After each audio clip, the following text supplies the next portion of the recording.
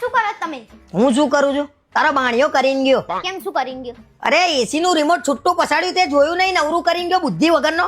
માફ કરો, તમે તમારી લિમિટમાં બોલો. તમારા ઘરના મારું કરવામાં લિમિટ નહીં રાખતા અને હું બોલવામાં લિમિટ રાખું એમ? એ તો નાનું છોકરું જ કરે મસ્તી. અલ્યા 12 વર્ષનો થયો, બુદ્ધિ વગરનો. મસ્તી કરાય, કોકના ઘેર જઈને નાટક ના કરાય, નુકસાન ના કરાય. એ તો કોઈના ઘેર જાય છે ને તો મસ્તી નહીં કરતો, પણ ખાલી આપણા ઘેર આવે ને ત્યારે જ મસ્તી કરે છે. અચ્છા, એટલે નક્કી કર્યું છે કે આના ઘેર જઈએ ને એટલે તોડફોડ અને ધમાલ કરી નાખવાની એમ ને? પણ આટલા બધા ગુસ્સા છે ને થાવ છો એમ? અલે એસી નું રિમોટ તોડી નાખ્યું, તું પાછી ગુસ્સે થાવ છો, શું કરું? એકની એક કથા શું વારે ઘડીએ ગાવ છો? એ તો ફરી આવશે એટલે હું કહી દે નહીં કરે મસ્તી. ફરી આવશે એટલે હું કહી દે કરે નહીં કરે મસ્તી. દર વખત તું આનું આ કહું છું ને દર વખત નાટક કરીને જતો રહેશે. ગયા વખતે એને મારા માથામાં તપેલી પહેરાઈ નીકળતી નથી, ખબર છે તને?